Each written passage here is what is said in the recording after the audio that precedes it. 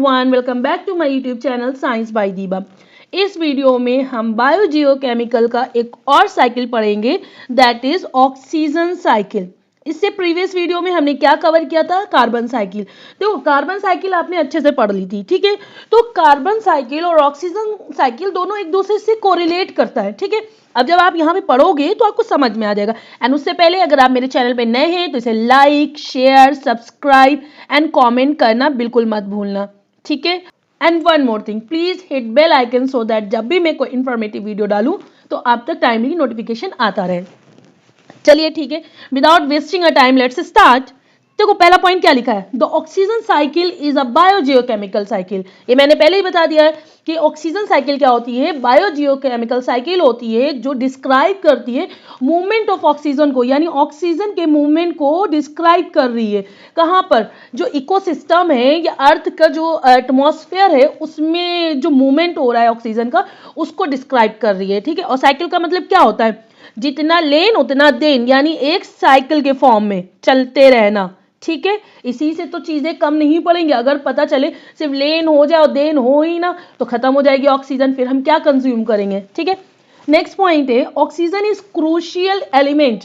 ये बहुत ही important element होता है फॉर सर्वाइवल के लिए। जितने भी एरोबिक ऑर्गेनिज्म होते हैं उनका बहुत ज्यादा इंपॉर्टेंट रोल होता है इन वेरियस बायोलॉजिकल प्रोसेस में, ठीक है। ये बात क्लियर हो गई। थ्योरी से पहले हम लोग क्या करेंगे, थोड़ा इसको डायग्राम से समझ लेते हैं, देन थ्योरी पे हम लोग जंप करेंगे, ठीक है। देखो, सिंपल सा है। एटमॉस्फेयर में ऑक्सीजन है, से यस, ठीक है। ऑक्सीजन किसने ली? एनिमल ने ली। ऑक्सीजन और कौन ले सकता है? ऑक्सीजन ली ह्यूमन ने ली, ठीक है। अब मैं ऐसे ही ह्यूमन बना पाती हूँ, ठीक है। सो इसमें कोई टेंशन की बात नहीं है, नो वरीज अबाउट दैट। सो क्या किया मैंने? एटमॉस्फेयर से ऑक्सीजन को इनहेल किया। इनहेल करने के बाद हमारे अंदर रिएक्शन होगी, ठीक है, जिससे क्या होगा, हम कार्बन डाइऑक्साइड को एक्सहेल करेंगे। किसको करेंगे एक्सहेल? कार्बन डाइऑक्साइड को। ये गई एटमॉस्फेयर में। अब एटमॉस्फेयर में गई और इसको जो है एटमॉस्फेयर से प्लांट ने लिया, ठीक है।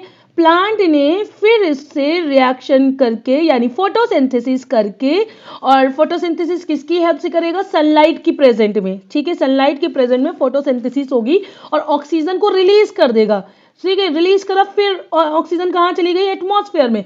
फिर ह्यूमन ने उसको इनटेक किया, एनिमल ने इनटेक किया, देन कार्बन डाइऑक्साइड को रिलीज किया। देन फिर क्या होगा? ऑक्सीजन बनाएगा कौन? Plant, with the help of photosynthesis. तो ये आपकी साइकिल इस तरह से चलती रहेगी। बात क्लियर हो गई? तो चलो हम लोग जल्दी से स्लाइड को कवर कर लेते हैं। पहला पॉइंट क्या है आपका? फोटोसिंथेसिस। देखो, फोटोसिंथेसिस में क्या होगा? फोटोसिंथेसिस एक प्राइमरी सोर्स होता है ऑक्सीजन का एटमॉस्फेयर में, ठीक है। इस प्रोसेस में कौन कैरिड आउट करता है? Plant, algae and some bacteria. अब फोटोसिंथेसिस के दौरान क्या होगा? जो सनलाइट यूज करी जाएगी, ठीक है, ये सनलाइट यूज करी जा रही है। अब सनलाइट यूज करके क्यों यूज कर रहे हैं? ताकि ये कन्वर्ट कर सके कार्बन डाइऑक्साइड एंड वाटर को किस में? ग्लूकोज में। ग्लूकोज एक तरह का क्या है? शुगर है, एंड प्लस ऑक्सीजन में। यही ऑक्सीजन के लिए तो हम लोग ये पूरा पढ़ रहे हैं, ठीक है। तो हमारे पास जो ये बाय प्रोडक्ट क्या बना है? ऑक्सीजन बन गया। तो इसमें क्या होगा? इसमें ऑक्सीजन रिलीज हो रही है कहां पर? एटमॉस्फेयर में, एज अ बाय प्रोडक्ट। बात क्लियर हो गई? मैंने क्या बताया? ये एक प्राइमरी सोर्स होता है ऑक्सीजन का, और ड्यूरिंग फोटोसिंथेसिस क्या होगा? जो ऑर्गेनिज्म होते हैं वो यूज करते हैं सनलाइट को। क्यों यूज कर रहे हैं? ताकि वो कन्वर्ट कर सकें ये कार्बन डाइऑक्साइड एंड वाटर को किस में? ग्लूकोज में, जो एक तरह का शुगर है, एंड ऑक्सीजन में। ऑक्सीजन क्या है? ये एक बाय प्रोडक्ट होता है जो एटमॉस्फेयर में रिलीज किया जाता है। Now clear? सिंपल सी फंडा है। नेक्स्ट आपका होगा रिस्पिरेशन। देखो, रिस्पिरेशन क्या होता है? ये एक ऐसी प्रोसेस होती है जिसमें जितने भी लिविंग ऑर्गेनिज्म है उसमें आप प्लांट को इंक्लूड कर लो, एनिमल को इंक्लूड कर लो, माइक्रो ऑर्गेनिज्म को इंक्लूड कर लो। ये क्या करते हैं? ये ऑक्सीजन को यूज करते हैं ब्रेक डाउन करने के लिए। किस चीज को? ग्लूकोज को, एंड रिलीज क्या करेंगे? एनर्जी को रिलीज करेंगे। देखो लिखा है यूज ऑक्सीजन, ठीक है, to break down glucose and release energy. बात क्लियर हो गई? ड्यूरिंग रिस्पिरेशन क्या होगा? ऑक्सीजन कंज्यूम्ड होगी, ठीक है, यानी ली जाएगी, एंड कार्बन डाइऑक्साइड क्या होगा? वो प्रोड्यूस होगा एज अ बाय प्रोडक्ट और एटमॉस्फेयर में चला जाएगा। इस प्रोसेस को क्या कहते हैं? ये प्रोसेस अकर होता है कहां?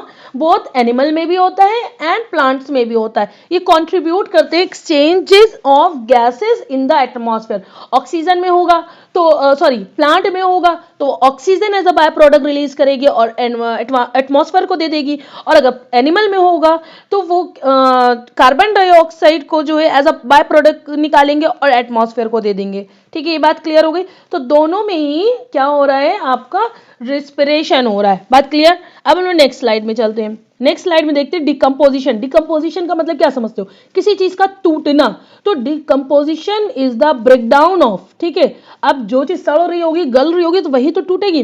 तो breakdown of dead organic matter किसके द्वारा, बैक्टीरिया के द्वारा, फंगी के द्वारा एंड अदर डिकम्पोजर के द्वारा। अब यदि डिकम्पोजिशन हो रहा होता है तो ऑक्सीजन वहां पर कंज्यूम की जाती है as microorganism break down organic material. Now clear. और ये प्रोसेस बहुत ही ज्यादा क्रूशियल होता है रिसाइकलिंग के लिए। किसके रिसाइकलिंग के लिए, न्यूट्रिएंट्स के एंड मेकिंग देम अवेलेबल, ताकि वो अवेलेबल हो सके फॉर न्यू प्लांट ग्रोथ के लिए। Now clear. नेक्स्ट हम लोग देखते हैं कंबशन। देखो कंबशन में क्या होता है, ये एक ऐसा प्रोसेस है जिसमें बर्निंग हो रही होती है। ठीक है, अब वो बर्निंग जो है कहाँ, जैसे कि वे ऑर्गेनिक मैटर रिएक्ट करेगा किसके साथ, ऑक्सीजन के साथ, और प्रोड्यूस क्या करता है, carbon dioxide, water and energy. ठीक है, ये एक नेचुरल सोर्सेज होता है कंबशन का। इसमें आप इंक्लूड कर सकते हो वाइल्ड फायर। जब वाइल्ड फायर होती है तो ये नेचुरल है, इसमें कोई भी ह्यूमन एक्टिविटीज की यूज नहीं होती है। तो जब प्लांट जल जाएगा और प्लांट खत्म हो जाएगा तो क्या होगा, वहां पे कंबशन हो रहा है। ठीक है, और कुछ ह्यूमन एक्टिविटीज के कारण भी बर्निंग होती है फॉसिल फ्यूल की, एंड डिफॉरेस्ट्रेशन होता है ह्यूमन एक्टिविटीज के कारण। तो ये सब किसको कंट्रीब्यूट करता है, ये सब कंट्रीब्यूट कर रहे हैं कंबशन को। ठीक है, और इस प्रोसेस में रिलीज होती है कार्बन डाइऑक्साइड और वो एटमॉस्फेयर में चली जाती है एंड कंज्यूम करी जाती है ऑक्सीजन। Now clear. अब नेक्स्ट हम बात करते हैं ऑक्सीजन इन द एटमॉस्फेयर। ठीक है, इसमें देखो क्या होगा, जो oxygen makeup about 21% of earth atmosphere. कितना, 21% ऑफ अर्थ एटमॉस्फेयर। जो बैलेंस है किसका बीच का, ऑक्सीजन जो प्रोड्यूस कर रहा है। ठीक है, ऑक्सीजन कौन प्रोड्यूस कर रहा है, आपके प्लांट कर रहे हैं। किसके थ्रू कर रहे हैं, फोटोसिंथेसिस के थ्रू कर रहे हैं। और जो ऑक्सीजन कंज्यूम कर रहा है, कौन कर रहा है कंज्यूम, जैसे कि आपका रिस्पिरेशन हो गया, आपका कंबशन हो गया, इसमें ऑक्सीजन आपकी कंज्यूम करी जा रही है। तो इन दोनों में क्या हो रहा है, बैलेंस किया जा रहा है, ताकि वो हेल्प कर सके आपके एटमॉस्फेयर में ऑक्सीजन के लेवल को मेंटेन करने के लिए, स्टेबल करने के लिए। Now clear. इसको एक बार फिर से मैं कवर कर देती हूं। Oxygen makeup about 21% of earth atmosphere. जो बैलेंस हो रहा है ऑक्सीजन प्रोड्यूस, ठीक है, प्रोड्यूसिंग प्रोसेस, वो कौन सी है, photosynthesis. Oxygen consuming process like respiration and combustion help maintain a relatively stable level of oxygen in the atmosphere. Now clear. अब लास्ट हम लोग इस टॉपिक का पढ़ेंगे इंपॉर्टेंस ऑफ ऑक्सीजन।